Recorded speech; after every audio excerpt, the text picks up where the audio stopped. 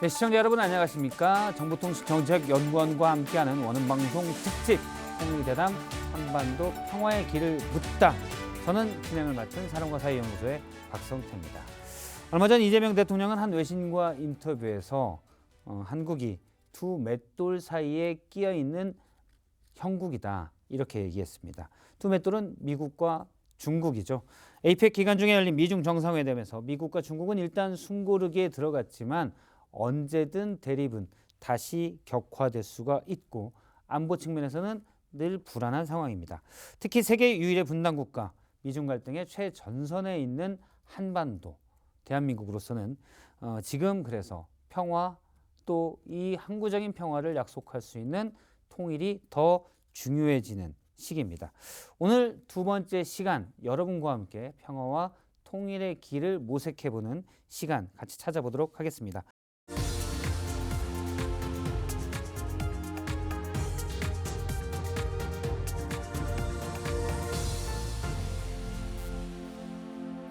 원음방송 특집 통일대담 한반도 평화의 길을 묻다.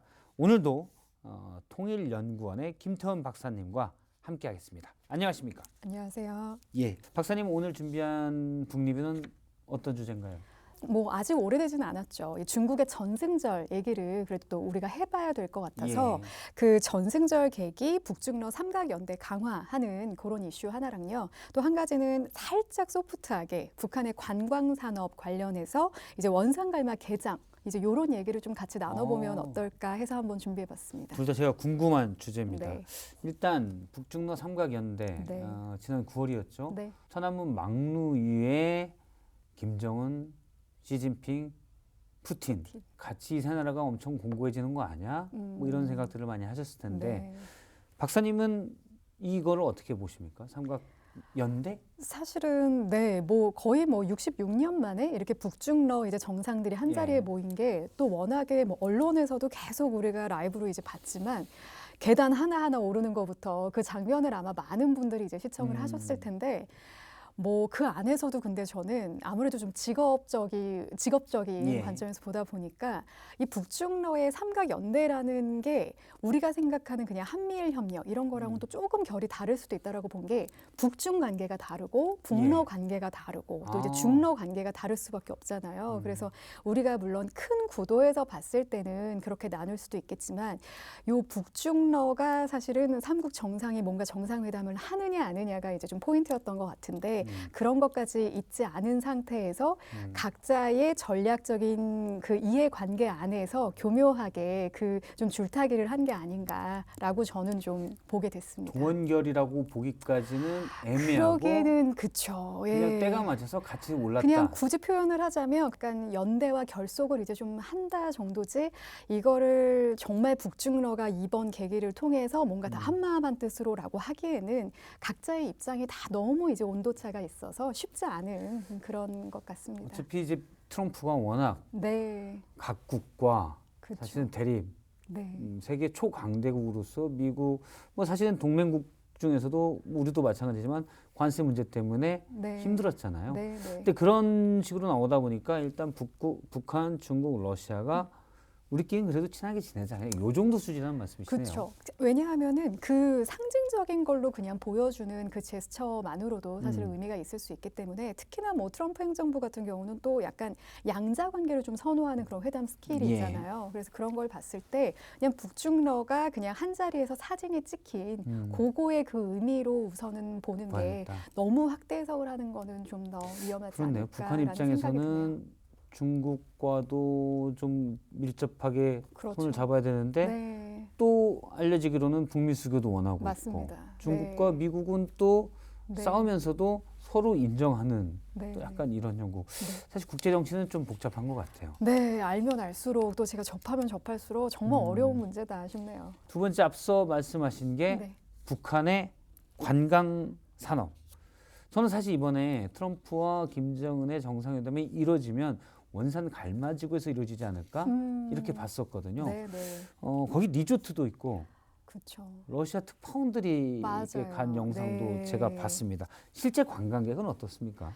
지금 사실은 그 실제 관광객은 그때 말씀하셨지만 준공식에 이제 러시아 대사가 이제 특별 손님으로 초대됐었잖아요. 예. 그러다 보니까 이제 뭐 향후 러시아 관광객 유치 의도도 조금 어필을 하기도 했고 그러면서 이제 좀 더 지목이 됐는데 거기다가 평양이랑 그 모스크바 간의 이제 직통 열차도 뭐 5년 만에 이제 뭐 재개 뭐 이런 소식이 이제 계속 같이 나오다 보니까 일각에서는 북러 협력의 좀 일종의 실제적인 성과다 이렇게까지도 네. 말을 하는 것 같고 일단 요 관광지구 개장 자체가 김정은 위원장이 무려 10년간 거의 이제 공을 들인 이제 대형 리조트인 거잖아요.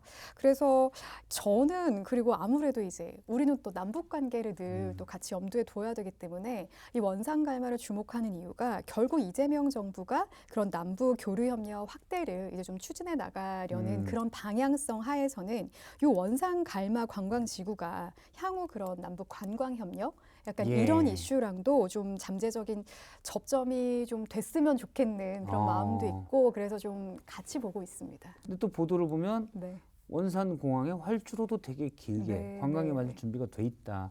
근데 사실 실질적인 관광이 그렇게 현재는 많지는 않은 거죠. 우리가 지금 접한 이 원산 갈말 관련된 그 영상이나 그런 사진, 뭐 자료 화면 이런 것들은 뭐 예상하시듯 보여주기 식으로 아직은 우리가 접할 수밖에 없었던 부분인 것 같아서 그 관광객들을 그냥 일반적인 관광객으로 보기에는 좀 무리가 있어 무리가 보인다 있다. 싶습니다. 북한 관광객들이 되게 즐겁게 네. 해수욕하는 모습이 나오는데 네. 약간 자기적이더라. 그리고 하루 종일 뭐 해변에만 있는 해변에만 뭐 있는 이런 거지. 식으로 뭔가 예를 들자면 네, 네. 알겠습니다. 일단 관광 산업을 키우겠다고 했는데 경제 제재, 그다음에 뭐 중국, 러시아와 활발히 교류하겠다고 하지만 네. 아직은 쉽지 않아서 관광객도 그렇죠.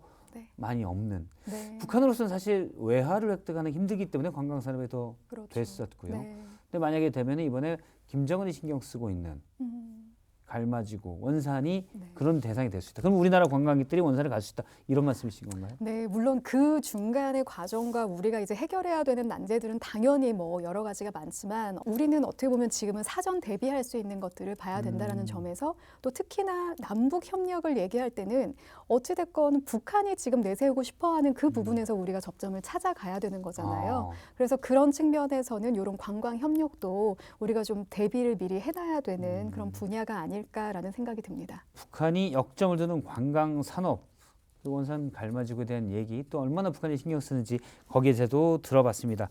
지금까지 북한을 만나는 시간 김태원 박사의 북한 리뷰였습니다. 여러분은 지금 한반도 평화의 길을 묻다를 함께하고 계십니다.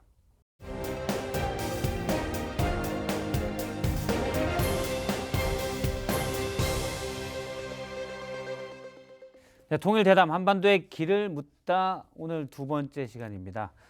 교착 상태에 빠진 남북관계 그 해법을 들어볼 텐데요. 어제에 이어서 오늘도 남북대화의 산 증인 남북관계에 대해서 우리나라에서 가장 높은 통찰력을 가지신 분 정세현 전 통일부 장관을 스튜디오에 모셔서 얘기를 계속 나누도록 하겠습니다. 안녕하십니까? 예, 알겠습니다. 제가 이제 수식어로 최고의 통찰력이라는 표현을 썼는데 마음에 드시죠? 통찰력이라고 그러는 걸 통찰이라는 단어가 나한테 붙은 것은 예. 정세현의 통찰이라는 책 때문입니다. 근데 처음에 그 책의 제목을 나는 조폭의 세계 같은 국제 정치 그렇게 줬어요. 예.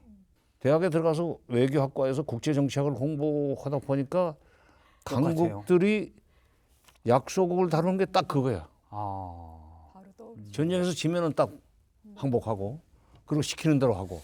사실은 세계의 경찰은 또 없고. 그렇지. 그래서 통찰이라고 했는데 나는 그 통찰력이 있다고 생각은 안 합니다. 어제에 이어서 어제 사실 북미 회동에 대해서 좀 여쭤보려고 했는데 시간이 다 못 됐었고요. 오늘 그 얘기와 그다음에 장관님이 이끌었던 남북대화 황금기 그때 우리가 얻을 교훈 같은 게 무엇인지를 보도록 하겠습니다. 먼저 북미 회동에 대해서 여쭤보면 장관님 그 전에 얼마 전에 에이펙 기간 중에 트럼프 미국 대통령이 와서 사실은 오는 비행기 내에서도 김정은 만나고 싶다. 당신 오라고 온 대로 내가 갈 수도 있다라고 했는데 김정은 위원장은 콧방귀도 안 꼈어요. 그런데 장관님이 그 전에 몇몇 언론 나와서 인터뷰하신 거 보니까 안 만날 거다 이렇게 얘기하셨더라고요. 예. 그 최종적으로 안 만나는 걸 결론하기 한 일주일 전에 내가 뉴스공장에서 그 얘기를 했어요. 한 예. 8대2 정도라고. 가장 그 희망적으로 얘기를 했죠. 근데 시간이 점점 흐르면서 북한의 움직임이 전혀 감지가 안 되는 거예요. 예. 이러면은 지금 김정은으로서는 우선 첫째 가장 그 김정은한테 큰 트라우마는 뭐냐면 2019년 2월 27일부터 28일까지 하노이에서 열렸던 북미 정상회담에서 뒤통수 맞은 거 아니에요. 예. 잔뜩 기대를 부풀려 놓고 그래서 66시간을 기차를 타고 휘파람 불면서 갔는데 첫날까지만 해도 우리 둘이 조금 전에 헌 얘기를 기자들이 알면 대서특필할 거다 하는 얘기를 할 때 김정은이 웃었어요. 근데 그 장면을 유심히 봤습니다. 아. 근데 그 이튿날 아침에 다시 이제 본격적인 정상회담을 하려고 그러면서 2차 회담이죠. 북미 정상회담. 우리에게 시간이 많다는 얘기를 하니까 김정은이 인상을 팍 쓰더라고. 그래서 야, 저게 지금 뭔가 지금 불길한 징조다. 아니야 다를까. 조금 있다가 원래 3대 3으로 앉아 있는데 예. 그 트럼프 대통령 그다음에 이제 이 볼튼. 처음엔 볼튼 못 들어갔어요. 아. 폼페이오 국무장관하고 비서실장이 앉아 있었을 거예요. 근데 나중에 북쪽은 그 외무상하고 김영철이 배석을 하고 예. 갑자기 볼튼이 들어온 거예요. 무슨 봉투를 하나 들고. 문건을 가지고 왔죠. 아, 결국은 누군가의 그 이 말하자면 음모 때문에 판을 깨려 들어온구나. 아니나 다를까 이걸 내놓으니까 김정은이 이제 보고는 이건 곤란하죠 하는 식으로 하니까 이제 그 트럼프가 일어서 버리더라고. 볼튼이 이제 국가안보 보좌관이었는데 대북 강경론자였죠. 그렇죠. 근데 이제 그때 김정은이 뭐라고 이제 얘기를 하는데 그 통역을 못 했대요. 아. 통역이 안 되니까 그냥 가버린 거예요, 트럼프는. 그러면서 이제 그 김정은이 망연자실한 표정을 짓길래 야, 저 통역 앞으로 큰일 났구만 했는데 나중에 이제 크게 뭐 처벌을 받았다고는 없더라. 근데 그때의 트라우마가 있기 때문에 저자는 전년도에 싱가포르에서 새로운 북미관계 수립을 해주겠다고 약속을 했고 예.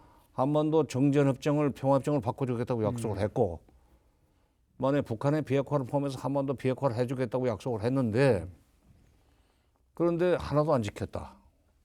그러고 보니까 싱가포르 회담도 약속도 안 지켰고 그다음에 하노이에서는 뭘 해줄 것처럼 하더니 결국 뒤통수 때렸다. 이번에는 어설픈 그 사인 받고 나갔다가 망신당하겠다 하는 생각 때문에 안 나올 거라고 이제 봤는데 역시 안 나오대요. 예.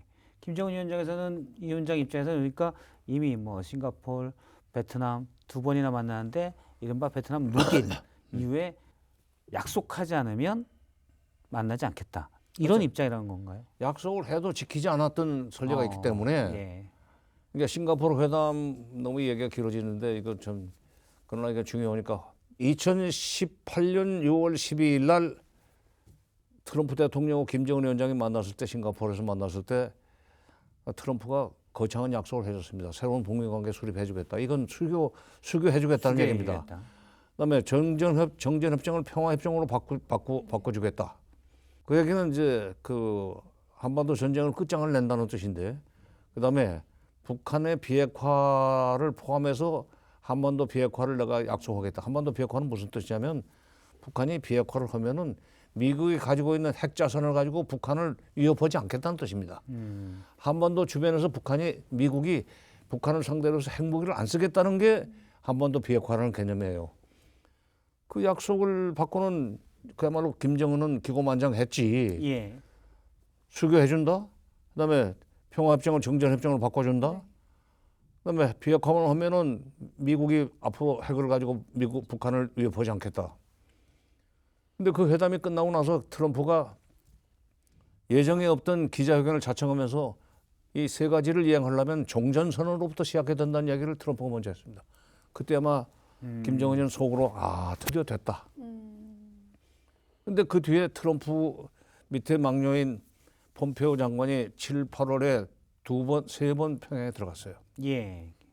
가가지고 북한한테 그리고 10월 8일 날도 들어갔습니다. 4번 들어갔는데 북미관계 수립, 이거 북한의 비핵화 이후.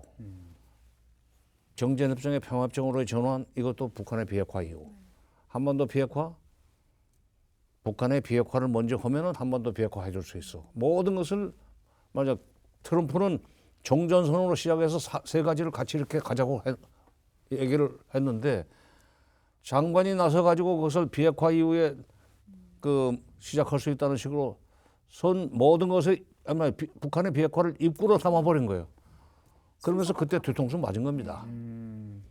그 이듬해 하노이 그래도 그 뒤주에 이제 조정이 돼가지고 하노이에서 또 뭐 해줄 것처럼 갔는데 이거 완전히 또 꽝이 됐단 말이야. 그때 트라우마가 두 번의 트라우마가 이번에 김정은으로 하여금 이번에는 하여튼 물밑 대화를 통해서 다시 싱가포르를 시즌 2로 가겠다는 것을 그야말로 혈서 같은 서약서를 예. 받기 전에는 못 나간다는 식으로 결심을 했을 거고 아마 내년 4월에 또 만나겠다 뭐 다시 뭐 3월에 만날 수도 있다는 식으로 얘기를 하고 갔는데 트럼프가 그냥은 안 되고 제가 조금 전에 얘기했듯이 싱가포르 시즌 2로 시작이 아니라 그거를 다시 내가 재확인할게. 그리고 이번에는 루비오 장관이 일기 때 폼페이오 장관이 장난쳤던 것 같은 일을 하지 않을 테니까 그건 걱정 마라.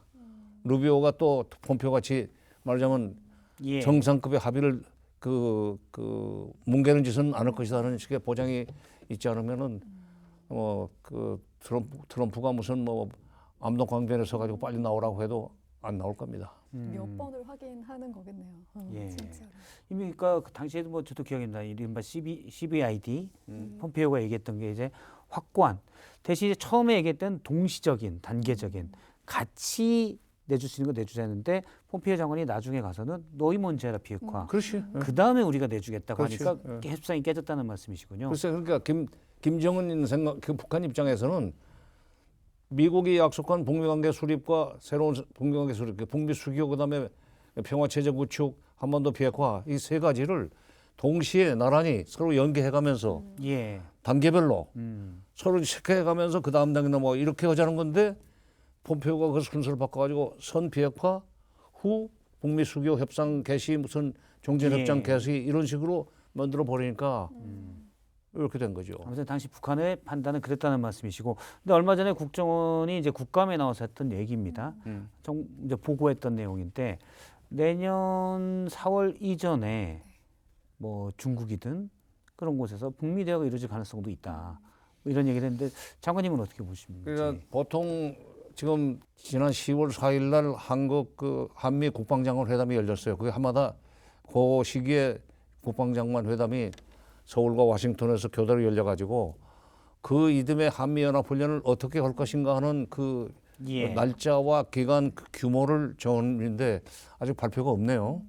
없는 걸로 봐서는 뭐 군사 상황이니까 너무 일찍 발표할 필요 없다고 생각하는지 모르지만 그동안에 이재명 정부 출범 이후에 정동영 장관은 뭐 우리도 이제 그 밖에서 그런 얘기를 많이 했고 만약 이재명 정부가 남북 관계를 그나마 조금이라도 적어도 문재인 정부 시기와 같은 정도로 복원하고 싶으면 한미연합훈련부터 중단하라. 예. 최소한도 어저께도 얘기했지만은 그 규모라도 줄여라. 규모라도 줄여라. 성의를 보여야 된다는 말씀이시군요. 성의를 좀 보여야죠. 아니 그쪽에서는 군사훈련 하면 오금이 저린다는 표현을 쓴다니까. 기름 양 때문에 그래요. 예. 그러니까 내년도에 지금 한미연합훈련을 아마 하기는 할 모양인데 발표는 안 하지만은 국정원에서 3월 한미연합훈련이 끝나고 난 뒤에 할 것 같다는 식의 얘기는 규모를 상당히 줄여서 오금이 지를 정도까지는 아닌 걸로 아마 얘기가 되지 않았나 하는 짐작입니다. 짐작. 정보가 있어서 그런 건 아니고. 근데 이제 3월 말 4월 초가 되면은 트럼프의 방중이 언제가 될지 모르지만 선평양 후 베이징이 될지 또 밀고 땡기다가 나중에는 그 오히려 그 미중 정상회담을 먼저 하고 베이징에서 평양으로 비행기를 띄울지 그건 순서는 바뀔 수 있습니다. 그러나 김정은으로서는 가능하면은 트럼프 대통령이 북한 땅으로 들어와 주기를 바랄 거예요. 그러니까 3월이냐 4월이냐는 차이가 예. 있지만 왜냐하면 그동안에 트럼프를 만날 때 한 번은 싱가포르로 갔고 그다음에 그 어디야 하노이까지 갔고 심지어 판문점에서 문재인 정부 때 2019년 6월 30일 만날 때도 분계선을 넘어서 남한 땅으로 넘어왔었단 말이야. 예? 그러면 내가 미국 대통령 만나러 밖으로 다 나갔는데 당신은 우리 땅으로 한번 와야 될 거 아니야. 상호주의, 제산도 상호주의는 있어야 될 거 아니야. 3대 1에. 트럼프 대통령이 평양으로 들어오면은 아마 2000년 6월 13일 날 김대중 대통령이 그 1호기를 타고 평양 순환공항에 내렸을 때 카페트를 깔고 촥 김정일 위원장 서 있다가 맞이하는 식의 그런 장면을 연출하고 싶을 겁니다. 북한 주민들이 보기에는 야 세계 최강대국인 미국에 맞아, 바로 그거예요. 그것도 성격도 이상한 트럼프가 어. 날 보러 왔다. 맞아요. 글쎄, 아니 우리 위대한 리영도자 김정은 동지를 그렇죠. 만나 뵈러 오셨다 이렇게 되는 거예요. 그럼 우리 와 김정은 최고 이렇게 그렇지. 된다는 거죠. 그러니까 그거 이제 달성해 놓으면은 네. 후계 체제 4대 말하자면 백두 혈통의 4대 세습을 하는데도 도움이 됩니다. 김정은 위원장의 우상화도 할 수 있고. 할 수 있고. 그러니까 김정은으로서는 될 수 있으면 평양으로 불러드리려고 해요. 그런데 앞서 이제 그 말씀하셨던 게 북한은 이른바 하노이 노딜 이후에 구체적인 성과가 없으면 안 나서겠다. 그러면 이제 미국이 일단 요구하는 게 자 그러면 너희도 비핵화를 약속해라. 이런 부분들 하는데 그런 협상이 이제 잘 내년 4월 전에 이루어질 수가 있느냐. 이 루비오 장관 뭐 그다음에 일본의 뭐 모테기 그다음에 한국의 조현 장관 삼국 외교 장관들이 에이펙 정상회담을 계기로 해서 경주에서 만나가지고 삼국의 대북 정책은 최종적으로 비핵화를 목표로 한다는 걸 제언이 됐죠. 공개적으로 선언을 했지만 트럼프 대통령이 한 말은 사실상 비핵화는 내가 포기를 했다는 뜻이에요. 뭐냐면 첫째, 노스코리아 is a sword of nuclear power라고 했단 말이에요. 그러니까 북한은 일종의 핵 보유국이다 하는 얘기예요. 핵 보유국. 그다음에 더 중요한 얘기는 북한은 이미 많은 핵무기를 가지고 있다고 그랬어요. 많은 핵무기를 가지고 있는데 그것을 금방 없애. 그 얘기는 아니거든요. 더 이상 만들지 마. 그리고 그걸 또 실현할 수 있는 ICBM 같은 것은 더 이상 만들지 마 하는 의미가 가지고 있어요. 그러니까 더 이상 많은 핵무기를 가지고 있는데 더 이상 만들지 마 하는 얘기는 비핵화하고는 다른 얘기예요. 말하자면 동결 아직 감축 얘기까지 안 한 겁니다. 동결 정도에서 끝내자. 그리고 NPT에 복귀를 해. 아예 사찰관이 다시 북한에 들어갈 수 있도록 하고 그렇게까지 얘기를 했는데 그거 가지고는 안 돼. 예. 그러니까 김정은이 이번에 나를 만나면은 내가 제재 해제 문제를 논의할 수 있다는 얘기를 했는데 김정은 입장에서는 제재 해제? 아니 그건 그 정도 가지고는 안 돼. 지금 나는 싱가포르에서 다시 시작을 하자는 생각이야. 제재 해제? 그거 가지고 나를 지금 불러내려고?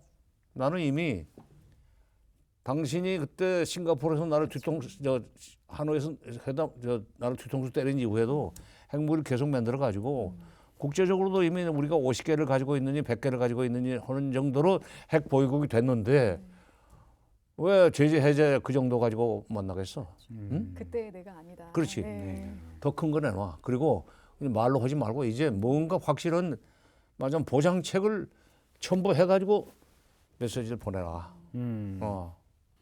그러면 그 작업이 지금 말씀하신 자 북미 수교든 뭐든 일부 제재가 아닌 미국이 더 가지고 와야 말씀하신 너희가 원하는 핵 동결이라도 또 그 다음에 이걸 감시받을 수 있는 모니터링 시스템을 우리가 받아들일 수 있다. 그렇지. 지금 쉽게 보면 그건데 가능할 거로 보십니까? 아니 가능이 아니라 바로 이제 거기서 한국 정부의 역할이 나옵니다.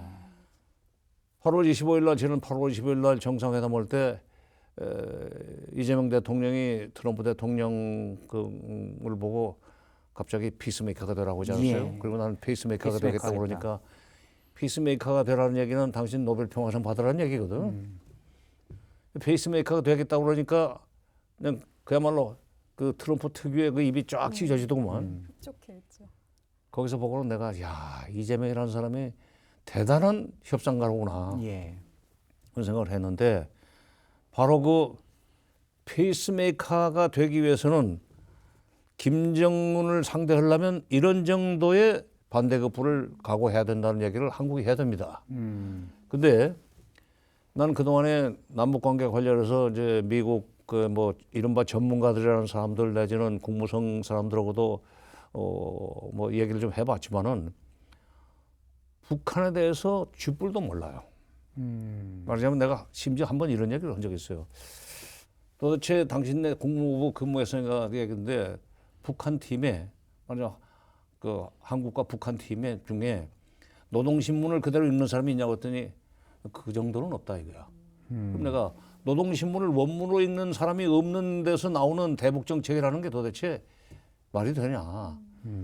말하자면 문화도 다르고 말하자면 그 언어 문화가 다르고 그다음에 또 정서가 다르고 한데 북한은 글자 그대로 읽어가지고는 무슨 말인지 모르지만 행간을 읽어야만 답이 나오는 경우가 많습니다. 예. 행간을 읽으려면은 그 단어의 임플리케이션도 알아야 되고 그러려면은 그냥 그 무슨 만나가지고 인사하고 뭐 나이스 투 미츠 이런 정도 뭐 만나서 반가워 이런 정도 가지고 아니고 매일매일 북한의 문헌을 읽으면서 뒤집어보고 엎어보고 하면서 이게 무슨 뜻이 숨어있나 하는 걸 찾아내야만 되는데 그게 없으면서 대북 정책을 수립하는 게 정확도가 얼마나 된다고 생각하냐 했더니 아예 뭐 그 정도까지는 우리는 못한다고 그러더라고. 그래서 그러면은 한국에서 북한을 좀 아는 사람들하고 얘기를 해라. 얘기를 했는데 한국의 이제 통일부나 국정원에는 북한의 속내를 꿰뚫어 보는 사람들이 있습니다. 예. 어? 국정원에도 말할 때 표정도 중요하거든. 표정 속에 그 뭐라면 숨겨지는. 리얼 인텐션이 가장 묻어 나온단 말이야. 예. 그러니까 공식적인 표명보다 리얼 인텐션이 더 중요한 거 아닙니까? 뭔지 모르겠지만 예. 예. 그걸 아는 사람이 아는 사람들을 같이 외교부가 미국을 설득을 해야 됩니다. 그러니까 아까도 얘기했듯이 김정은을 꼭 끌어내서 트럼프가 노벨 평화상을 받고 싶으면 정상회담은 노벨 평화상 받을 수 있어요. 그리고 북미관계 수립해주겠다는 식의 약속을 하고 연락사무소 교환 설치 같은 정도 되면은 그러면 김정은은 만족해요. 그렇죠. 그리고 이제 북미관계가 정상적으로 될 수 있는데 그러려면은 김정은이 이 정도 반대급부, 김정은한테 이런 정도 반대급부를 줘야 된다는 얘기를 한국 정부가 해줘야 되고 그게 바로 페이스메이커가 할 일입니다. 말씀 듣고 보니까 약간 그런 생각이 드네요. 그러니까 북한이 정상 국가가 아니다라고 생각하는 분도 많고 저도 뭐 개인적으로 그렇게 생각해요. 그런데 어쨌든 미국이 유엔에 북한과 가입했는데도 뭐 정상 국가가 아니에요. 또 북한 운영 체제가 사실은 뭐 3대 세습에 정상적이라고 볼 수는 없죠. 저는 개인적으로 정상적이라고 생각하지는 않아요. 근데 북한과 뭔가 대화를 해야 되는데 네, 네. 미국은 어쨌든 북한과 대화를 해서 북한을 비핵화로 만들고 한반도의 평화를 가져오고 트럼프는 사실 뭐 트럼프가 한반도의 평화를 얼마나 바라겠냐는 생각은 있어요. 노벨상을 더 바라겠죠. 근데 성과를 내려면 북한의 스타일을 이해하고 거기에 맞는 방식으로 해야 된다. 저는 이제 장관님 말씀 약간 그렇게 들리는 것 같아요. 비핵화 얘기를 하는데 공식적으로 얘기를 하지만 트럼프가 이미 핵 보유국을 인정했고 그다음에 핵무기를 많이 가지고 있다는 얘기는 이건 비핵화는 날이 멀었고 동결. 일단 저거 동결부터 시키는 게 중요하다는 얘기를 그런 뜻이란 말이야. 예. 그런데다가 이재명 대통령도 그 한일 정상회담으로 가기 전에 요미우리 신문하고 인터뷰에서 동결 그다음에 축소 비핵화 이렇게 했단 말이야. 예. 근데 동결과 축소는 점점 한 점 2개 정도로 연결되지만 비핵화는 점점점점해서 멀리 가 있다고 봐야 돼요. 그러니까 상당한 후에 그야말로 그건 통일만큼이나 먼 훗날 기대할 수 있는 목표인데 그걸 당장 실현할 수 있는 것처럼 착각을 하지 말자 이거예요. 예. 어? 일부에서는 이런 얘기도 나옵니다. 그러니까 북한의 비핵화가 담보되지 않은 상황에서 북미 수교가 만약 이루어지고 그런다면 우리는 북한이 어쨌든 우리가 통제할 수 없는데 핵을 위에 껴안고 있는 게 아니냐. 일부의 주장은 사실 그런 부분도 있거든요. 여기에 대해서는 어떻게 하나요? 북미 수교까지 되고 나면은 북한은 더 이상 말하자면 북미 수교를 하면 이제 서로 인질 잡히는 꼴이 되는데 북미 수교가 되고 나면 북한이 미국의 보복이 두려워서도 군사적인 행동을 할 수가 없습니다. 더구나 저 미군 평택에 있는 미군은 쉽게 안 나갑니다. 왜냐하면 이제는 북한의 남침을 막기 위해서 미군이 여기 있는 것이 아니라 중국의 동아시아에서 군사 강국으로의 부상을 막기 위해서 지금 거기 있는 거예요. 예. 그 사람들이 거기 내려갈 때는 이미 중국이라는 나라가 장차 동아시아의 군사 대국이 될 텐데 베이징 가까이 의정부나 용산에 있어가지고는 안 된다 이거야. 평택으로 가서 이 막강한 해군력을 가지고 동중국해 이거를 그 통제하기 위해서 그쪽으로 내려갔는데 미군이 여기 평택에 있는 한 북한이 어떻게 핵전쟁을 일으키고 아니면 재래식 무기를 사용해서 전쟁을 일으킵니까? 그건 북미 수교되면은 한반도는 군사적으로 안정이 되는 거고 설사 그걸 핵을 가지고 있다 할지라도 우리가 지금 핵 가지고 있는 중국하고 수교했습니다. 지리적으로 가까운 러시아는 멀리 있지만은 또 미국이라는 핵 보유국을 뒷배로 사용해서 핵 억지력을 가지고 그들이 우리한테 핵을 못 쓰도록 이미 만들고 있는 그 틀 속에서 플러스 원밖에 안 되는 거예요. 장관님 말씀 듣고 보니까 북한이 지금 핵 동결로 간 다음에 북미 수교가 되더라도 사실은 북한이 국제사회에 편입되고 교류가 활발히 되면 중국이 핵 가진 것과 다를 바 없는 게 된다. 뿐만 아니라 핵을 못 쓰는 것이 못 쓰게 된다. 러시아 우크라이나 전쟁에서 지금 2022년 2월 24일 날부터 전쟁이 일어나서 지금 벌써 뭐 3년 하고도 지금 8개월이 돼 가는데 러시아가 지금 핵폭탄이 미국보다 많아요. 한때 2만여 개씩 가지고 있다가 감축을 해가지고 7천여 개 가지고 있는데 러시아 것이 한 7,500이고 미국이 한 7,000이라고 그렇게 알고 있습니다. 7,500개 정도 가지고 있는 핵폭탄 중에 하나도 못 쓰잖아요. 우크라이나를 상대로. 그러니까 핵폭탄이니까 2개밖에 안 터졌습니다. 45년 8월 달에 히로시마하고 나가사키에. 그러니까 북한이 핵을 100개를 가지고 있어도 남쪽에다 핵을 못 써요. 물론 그걸 중국에도 못 씁니다. 핵폭탄은 소위 위협용이 되고 자유수단은 될지언정 그리고 협상용은 될지언정 실제로 군사적으로 쓸 수 없는 무기가 돼버렸다는 것은 이미 러시아 우크라이나 전쟁이 명확관하게 가르쳐주고 있는 교훈이에요. 알겠습니다. 훨씬 평화를 위해서는 교류, 사실 개방시키는 게 더 낫다라는 걸로 이해를 하도록 하겠습니다.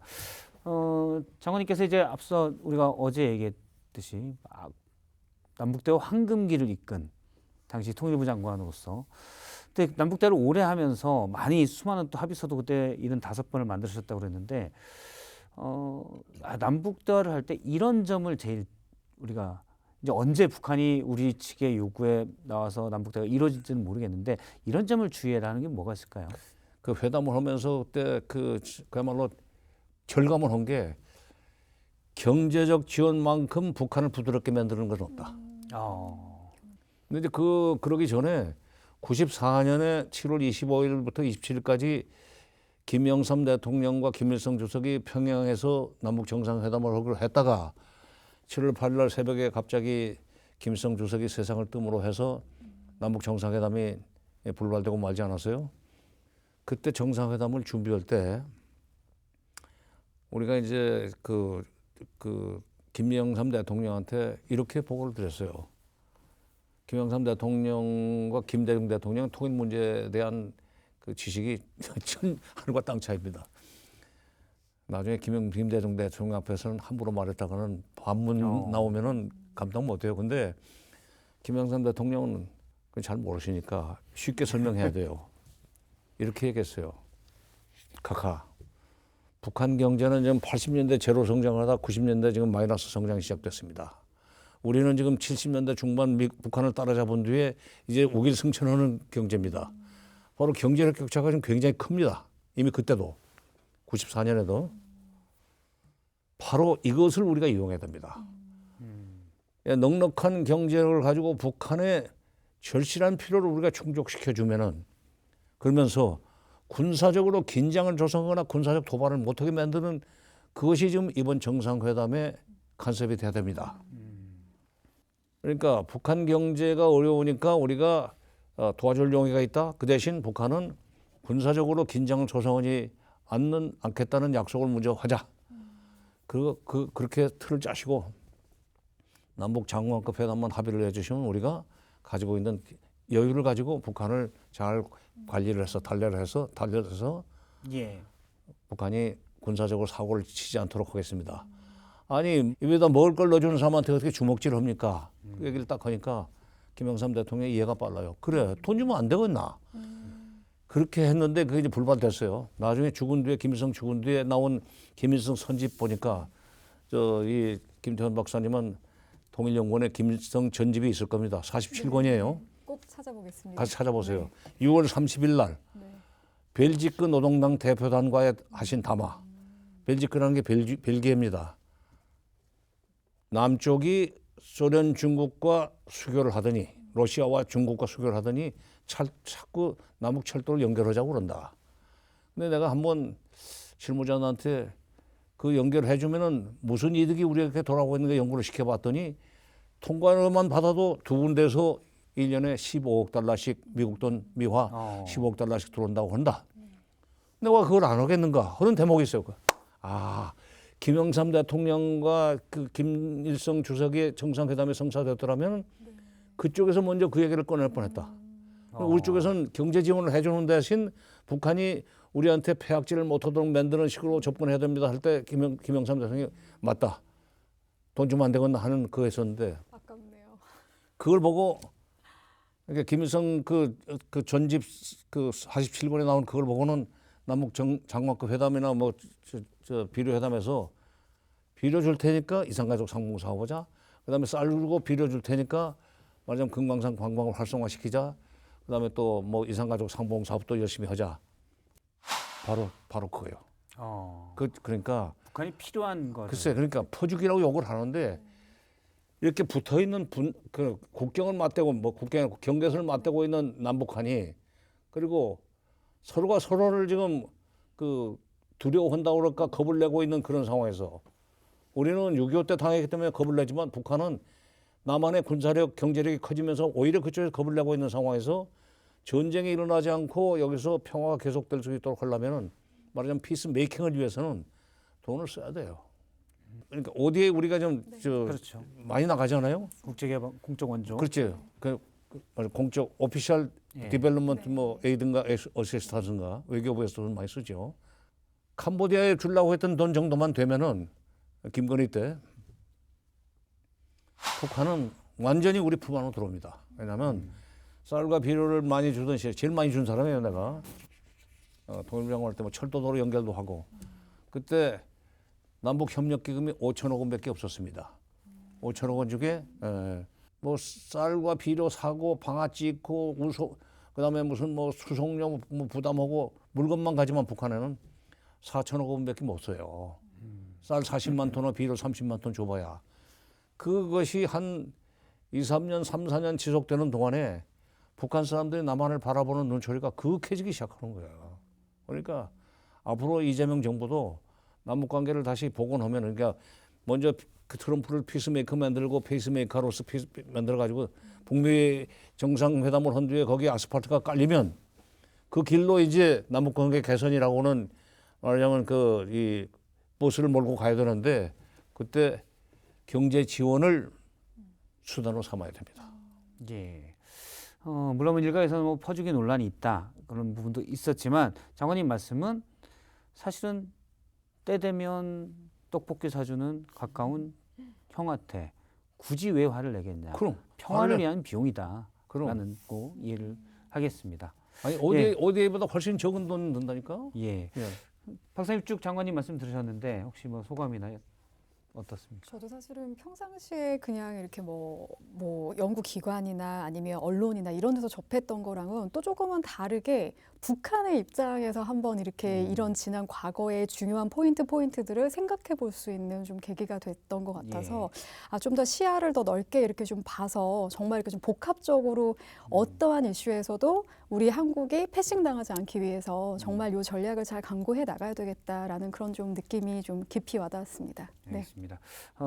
사실은 남북대화의 황금기에 그 황금기를 이끈 정세현 장관님으로부터 북한이 사실 어떤 생각을 가지고 있고 왜냐하면 우리가 대화를 하고 교류하고 또 북한을 국제사회 개방으로 이끌기 위해서는 이들이 어떤 생각을 가지고 있는지 아는 것도 상당히 중요하다고 봅니다. 객관적으로 판단하는 게 가장 중요하겠죠. 거기에 대한 얘기를 주로 어제와 오늘 두 차례에 걸쳐서 정말 와닿는 얘기들을 많이 들은 것 같습니다. 마지막으로 장관님 혹시 우리 젊은 세대들에게 통일과 평화가 왜 중요한지에 대해서 짧게 한 말씀 부탁드리겠습니다. 평화가 왜 중요한지 그거를 그걸 굳이 무슨 설명할 필요가 있겠어요. 그러나 한반도에서는 정말로 이 우리 국민들 일반 국민들이 가지고 있는 소위 이 전쟁 공포 그거를 이 줄이려면은 국방부가 하는 피스키핑은 그건 해야 됩니다. 피스키핑 평화 지키기. 예. 그러나 피스키핑만 가지고는 평화는 안 와요. 평화 만드는 노력이 필요합니다. 피스메이킹. 그러니까 국방부는 피스키핑하고 통일부가 피스메이킹을 하는 건데 돈이 얼마나 차이가 나는가. 국방 예산은 내년도에 66조 얼마예요. 통일부 예산은 1조가 안 될 겁니다 아마. 예. 66대 1의 비율로 돈을 써가면서 물론 거기 1조에는 대북 지원이 아니에요. 통일부 직원들 월급 줘야 되고 그다음에 뭐 조직 관리해야 되고 하는 돈이 일반 경상비가 많죠. 그렇지. 일반 경상비가 많은데 하여튼 피스메이킹을 위해서는 돈을 써야 된다. 피스메이킹을 위해서 돈을 써야 되지만 미국 무기 사고 그다음에 방위산업을 진흥해서 북한이 그야말로 군사적으로 한국을 더 두려워하게 만드는 것들도 해야 되지만 그것만 가지고는 평화는 안 온다. 그러니까 피스메이킹을 위한 그 돈을 써야 되는데 피스메이킹의 핵심은 어려운 삶을 도와주는 거다. 북한은 좀 어렵습니다. 예, 알겠습니다. 장관님으로부터 남북 대화를 어떻게 하고 한반도에 평화를 가져고 또 길게는 브랜드 다시 올 수 있는 이 한반도 통일의 길에 어떤 게 도움이 되는지 장관님의 말씀을 쭉 들었습니다. 네, 장관님 오늘 말씀 고맙습니다. 예.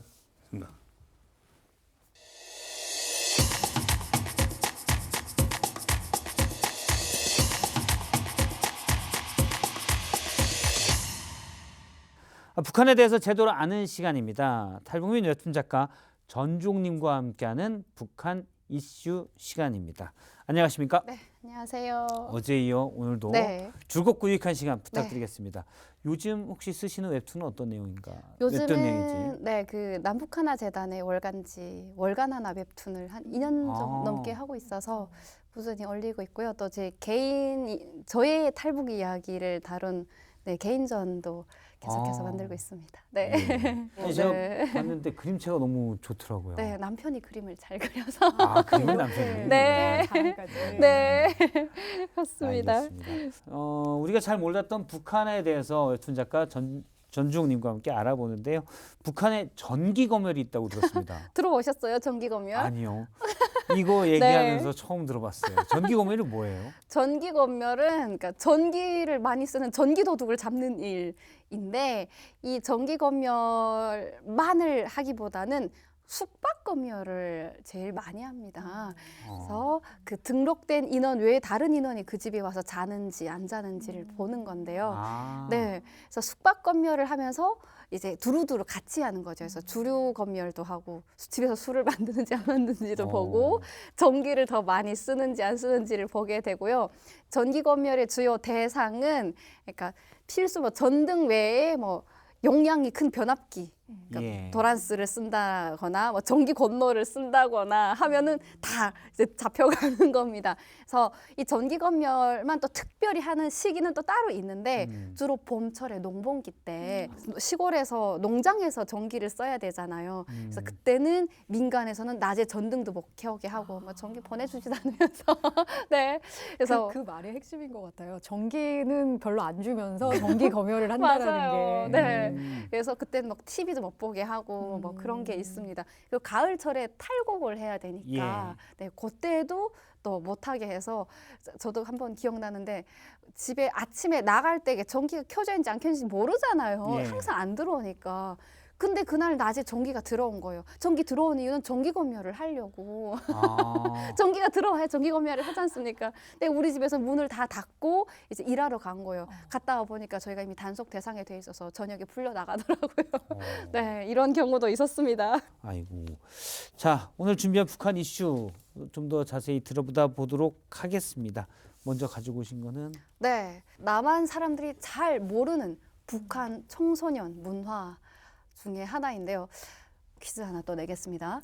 북한 학생들, 이제 청소년들은 교복을 입는다 안 입는다? 전 뉴스 같은 데서 봤을 때 네. 입은 걸 본 것 같아요. 입는다. 어, 저도 입는다. 입는다. 좋습니다. 아니, 그러면 박사님은 전문가신데 당연히 다 아, 맞추겠죠. 이랬는데 혹시 안 입으면 제가 너무 쉬운 걸 냈죠. 네. 좋아요. 그럼 심화를 해서 네. 그러면 이 교복이 학교마다 같다 다르다. 먼저 어떨까요? 하시겠어요? 전 같을 것 같아요. 아, 저도 같습니다. 네. 아니 앞으로 박사님 먼저 네. 하세요. 박사님 전문가신데 이렇게 개성을 두드러지게 보여주려고 하는 문화가 아니어서 맞아요. 그냥 시도별로 맞아요. 당에서 정해주고 그냥 그걸 같이 하지 맞아요. 않을까? 네, 그래서 혁명적 네. 일색화 때문에 네. 모두가 당 앞에 같은 모습으로 서는 것 맞아요. 그래서 제가 한국 와서 좀 놀랐던 게 한국은 학교마다 교복이 다 다르더라고요. 그래서 뭐 전학 간 학생 중에 이 학교 교복이 마음에 안 네, 들어서 본인이 어. 마음에 든 교복 있는 학교로 갔다 막 이런 경우도 있었거든요. 그래서 그런 다른 면도 있었습니다. 네. 아니 저는 교복을 못 입어가서 아예 사복 옛날 사람이어가지고. 세대셨군요. 정말요? 중간에 낀 몇 년이 있습니다. 교복 안 입는 세대가. 네, 근데 그때 딱 그때는 세대가. 오히려 만족도가 네. 크지 않으셨어요? 근데 그쵸. 저는 왜냐면 별로 옷을 많이 안 갈아입거든요. 아, 네. 여러 옷으로 오늘은 뭘 입, 그런 생각을 아예 안 하는 그냥 어제 걸린 거 그대로 입는 스타일이어서. 근데 이제 막 그런데 신경 쓰는 친구들은 또 나름의 재미가 있죠. 그렇죠. 오늘은 이 옷 입고 편한 것도 편한 있죠. 것도 있죠. 네. 네, 북한 교복을 원래는 1년에 한 번 아니면 2, 3년에 한 번씩 교복을 주는데 상당히 쌉니다. 1,000원 정도였던 것 같아요. 1,000원이면 쌀 1kg가 10,000원 어, 좀 넘는데 그걸 생각하면 상당히 싼 그러네요. 가격이에요. 근데 문제는 퀄리티가 너무 낮아요. 그래서 국가에서 내준 교복을 입는 학생들은 저희가 지방임에도 불구하고 10%가 안 됐어요. 아, 그 정도. 네, 다 이제 사재로 이제 양복점에 가서 맞춰 입습니다. 그럼 아, 양복점에서는 네. 가격이 어떻게 돼요? 그때 가격이 2만 원에서 10만 원 왔다 갔다 했어요. 그래서 이제 10만 원 이상 넘는 중국 돈으로 막 100위안이 넘는 교복들도 많았어요. 그래서 그 질감과 색감이 미세하게 다른데 그래서 교복을 딱 보고 잘 사는 집인지 안 사는 집인지 티가 딱 납니다. 이제 네. 양복점에서 네. 교복은 어차피 그 마을 전체가 다 똑같으니까 그쵸. 그 디자인의 원단과 그 디자인을 다 네, 갖고 네. 있는 거네요. 네, 네, 맞아요. 북한 교복에 대해서 알아봤고요. 네. 두 번째 북한 이슈 보도록 하겠습니다. 북한의 대학 네. 요거 좀 여쭤볼게요. 네. 대학이 일단 많습니까? 제가 알기로 한국에는 대학이 한 300개 넘는 거로 알고 있어요. 대학원까지 다 하면. 북한에도 비슷한 개수이긴 한데 퀄리티의 차이는 있을 겁니다. 일단 종합대학이 한국만큼 많지 않고요. 또 대학에서 가르치는 수준의 차이는 정말 많이 날 거다. 그래서 1,6급 대학이 그렇게 많지 않다라고 생각되는데 문제는 대학을 가기 위해서는 우리는 수능을 보잖아요. 네. 예. 그럼 또 퀴즈 한번 해보겠습니다. 네, 북한에는 재수생이 있다 없다? 있다. 있다. 아, 저 이거 모르겠는데요. 아, 괜히 먼저 말했다. 없다. 없다. 있나 봐. 재수생이 없어요. 없어요? 문제는 오. 수능이 없기 때문입니다. 아, 잠깐만. 우리가 진짜 지금 착각했네요. 재수생의 그 맞아요. 논할 네, 게 없네. 이거는 근데 문제의 김일성 종합대학이 장난이었습니다. 네. 제일 알아주는 대학이잖아요. 맞아요. 북한에서. 네. 그러면 거기 가고 싶어하는 사람이 많을 거고. 맞습니다. 그럼 못 가는 사람은 내년에 난 또 가겠어. 그게 안 되는 건가요? 안 되는 거예요. 그래서 아. 이 대학을 가는 방식이 어떻게 되냐면요. 뭐 제가 가고 싶다 해서 학교에다 지원을 하는 게 아니라 일단은 그 대학 A 대학교에서 B 고등학교에 대학 지표를 보냅니다. TO를 예. 보내는 거죠. 물론 대학 등록부를 거쳐서 오는 거긴 하지만 그러면 이제 우리 학교에서는 뭐 A 대학, B 대학, C 대학에서 지표들이 몇 개 왔어요. 그러면 여기에 맞는 학생들을 학교에서 추천을 하는 거예요. 예. 이걸 가지고 대학 등록부에 가서 학교를 가게 되는데 그 과정에 대학 입학 시험은 치릅니다. 근데 그래서 여기서 붙으면 대학을 가는 거고요. 떨어진 사람들은 이제 직장. 대학 등록부에서 이제 노동부로 명단이 넘어갑니다. 아. 그래서 노동부가 정해준 일터로 가게 되는 거죠. 대부분의 남학생들은 대학보다는 군대를 갑니다. 10년 군복무이기 때문에 빨리 그걸 끝마쳐야 되잖아요. 그래서 군대를 갔다가 군대에서 대학을 추천을 받아서 가는 경우가 있고요. 대학을 못 간 이제 일터로 나가는 친구들은 또 바로 일반 직장에 가는 경우는 많지 않습니다. 첫 번째는 연자제가 실행이 되거든요. 예. 그래서 부모가 중공업 부문이라고 해서 뭐 임산업, 농업, 탄광 쪽 이런 부분에 일하는 집 자녀들은 빠져나가기가 쉽지 않아요. 그래서 거의 똑같은 직장 작업반에 배치를 받거든요. 그래서 똑같이 살아야 되고요. 나머지 정말 일반 학생들은 노동부에 넘어가게 되면은 이제 바로 또 일반 작업장에 가는 게 아니고 돌격대로 가게 됩니다. 국가 네. 입장에서는 군대도 안 가고 대학도 안 간 인재도 못 되니까 돌격대 네, 가라. 돌격대에 가서 몸으로 때워라 해서 몸으로 때워라. 최소 2, 3년은 거기서 이제 굴러야 일반 직종에 올 수가 있어요. 돌격대는 어떤 곳인가요? 청년 돌격대라고 군대는 나가서 이제 나라를 지키는 곳이지만 여기는 건설로서 나라를 세우는 그래서 거의 노동동원 하루 종일 노동을 하는 곳입니다. 건설 뭐 하는 곳인지 현장에. 알겠어요. 그래서 거기에서 이제 일반 건설 현장에 일반 직장에 배치받은 다음에 거기에서 인재가 될 제목이다라는 걸 인정받아야 추천을 받아갈 수 있어요. 사실상 그게 거의 네. 어려운 거잖아요. 어려운 겁니다. 네, 근데 네. 일단 돌격대로 분류가 되는 순간 이제 예. 사실은 맞아요. 그 앞에 뭐 대학이라든지 일터라든지 이런 맞아요. 거에서 다 제외된 부류이기 때문에 맞아요. 사실상 네. 참 돌격대라는 청년 돌격대가 참 주는 의미가 좀 크더라고요. 아, 네. 그러네요. 그러면 그 사실 어떻게 보면 북한판 흑수저들은 돌격대 그냥 가게 되는. 대부분 그렇습니다. 네. 결국 성분으로 딱 맞아요. 나눠지는 네. 거라. 그러면 김일성 종합대학 이런 데 가고 싶다. 네. 그러면 이건 거의 성분이 가장 일차적인 건가요? 그렇죠. 실제 김일성 종합대학에서 일반인 노동자 자녀를 찾기는 쉽고 뭐 부서에 몇 명 안 될 겁니다. 학부에. 그래서 다 그 이제 종합대학을 가는 사람들은 주로 당일꾼, 행정일꾼 자식들이 거기에 가서 그것 또한 연좌됩니다. 그래서 당일꾼의 자녀면 당일꾼이 될 확률이 높아요. 실제로 추천을 받을 때. 그리고 그 외에 IT나 기술자들은 김책공업 종합대학으로 가게 되고요. 군사부문은 김정은 군사대학으로 갈 겁니다. 네. 알겠습니다. 세 번째 북한 이슈 경제 지원 활동 뭐 이걸 가지고 오셨는데 이건 어떤 건가요? 맞아요. 그래서 청소년들이 정말 많은 경제 활동을 합니다. 그래서 야, 이게 분류가 너무 많아서 동원되는 분류가 너무 많아서 청소년들이요? 네. 그럼 고등학교까지 학교를 다니는 청소년들이 그거 외에 또 경제 활동을 한다는 건가요? 그렇죠. 그래서 그 학교가 어떻게 운영되냐면요. 물론 뭐 국가에서 운영하는 몇몇 학교를 빼고 일반적인 걸 이야기 드리는 겁니다. 그 국가에서 뭐 예를 들어서 교육부에서 운영 자금을 주는 게 아니라 학생들이 경제 활동을 해서 과제 수행이라고 하는데 그렇게 벌어들인 돈으로 교사가 살아가고 학교가 운영됩니다. 그 중에 일부를 이제 교육부에 상납을 하면 교육부가 돌아가는 거죠.